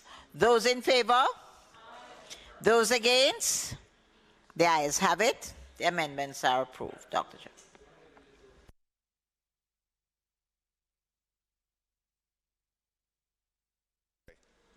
Now, I'm going to be very brief on this one. This has become routine and the Senate comes later. So, you know, Denham Town and Greenwich Town zones of special operations have expired 19th of February 2022, 22nd of February 22, and 5th of March 22, respectively. And as such, we ask for further expansion. Madam Speaker, as the zones of special operations continue along the varying spectrum of strategy, the prospects have revealed immense potential and opportunity for communities of some level of peace in these three communities are materializing. And acting on the advice of the National Security Council and in accordance with the law reforms, Zones of Special Operations, Special Security and Community Development Measures Act, and according to Section 5 of the Act, which guides that the Prime Minister and Council, after consultation with the Joint Command, may by order subject to affirmative resolution of the House of Representatives, extend the period referred to in Section 4.3, the Norwood, Denham Town, and Greenwich Towns, Zones of Special Operations, Special Security and Community Development Measures to be extended for a further period of 60 days. The details of social and investment intervention is on the ministry papers that have been laid on the House. And also,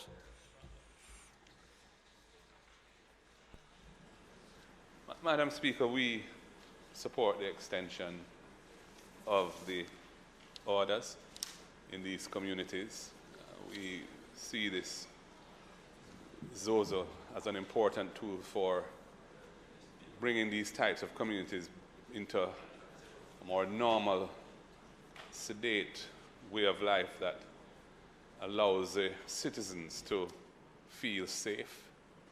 And we've seen, for example, in central Kingston, the positive impact that the establishment of a ZOZO there has had after the mayhem that had been reigning in there for months and months and months before. So we have no hesitation in supporting this extension. I believe the citizens are glad for it, and the social investment aspects of it as well are well received, I'm sure, in those communities. So, Madam Speaker, we support proposed resolutions to approve the orders. Madam Speaker, quite briefly, the Leader of the Opposition has indicated the Opposition's full support. However, I want to use the opportunity, Minister, to implore you, and by extension the government, to consider other areas throughout the country.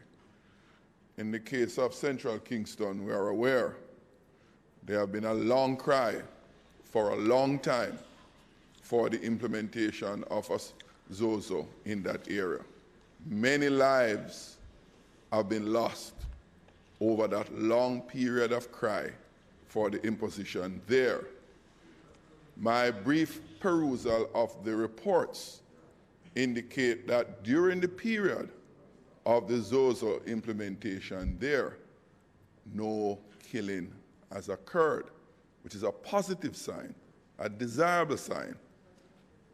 We want in other areas that have the similar profile and the similar kind of occurrences for the ZOZO to be imposed without what I would say undue delay, because the delays can cause the unnecessary taking of lives, as we have seen in the case of Central Kingston, which is the most recent of the ZOZOs to be implemented. So yes, I had my support to the extensions being sought, and as I said, let us use those successes where they are implemented in other areas that are so in need.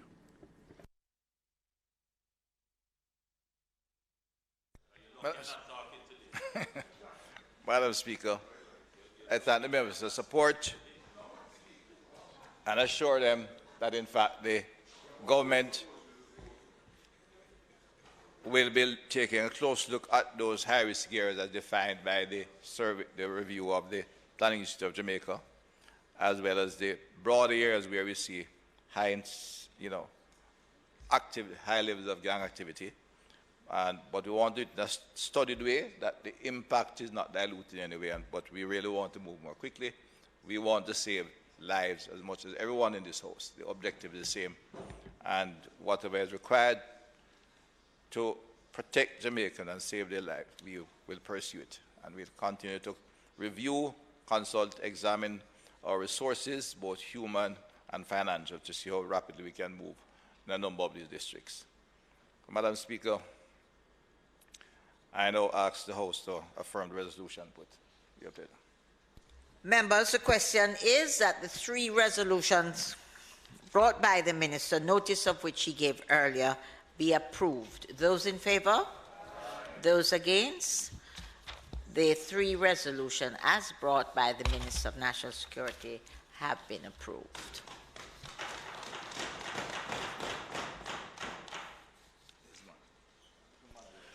Madam Speaker, it's not intended to do any further business for the day, but I just wanted to make a comment on this motion of adjournment with regards to today, which I really think is historic in so many ways. In fact, I don't recall, and I don't know if any member on that side, certainly there's no one there with my vintage in this honorable House. And the others who could have been here are not present at the moment, But certainly I can't recall ever having so much business done on the opening day of Parliament at any time in the place. And I wanted to make the point, I wanted to make the point, Madam Speaker, of the seriousness of the intent of this side to ensure that the full business of this House is carried out in its entirety at every single sitting. And on time.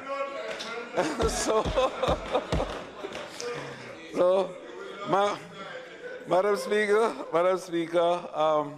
I'd just also like to advise the House further that the Standing Finance Committee is intended to meet on March 1, Tuesday, March 1. We'll break Ash Wednesday, and then we return on Thursday, March 3rd, and hopefully conclude. If not, we go to March 4th, but I hope not. As has been the practice, we try to finish the business of the House in the 2 days. The budget debate will then commence on Tuesday, March 8th, with Dr. Nigel Clark, our Minister of Finance. On Thursday, March 10th, the opposition spokesman on finance, Mr. Julian Robinson. On Tuesday, March 15th, the leader of the opposition, Mr. Mark Golding. On Thursday, March 17th, the Prime Minister, the Most Honorable Andrew Holness, and the budget will be concluded on March 22nd, 2022, by, of course, the Minister of Finance. And you start joint select next week. That's a guidance from the Minister of Finance. May it please you, Madam Speaker, to adjourn the House for a date to be fixed. Members, the question is that the House do adjourn for a date to be fixed. Those in favor? Those against? This House is now adjourned.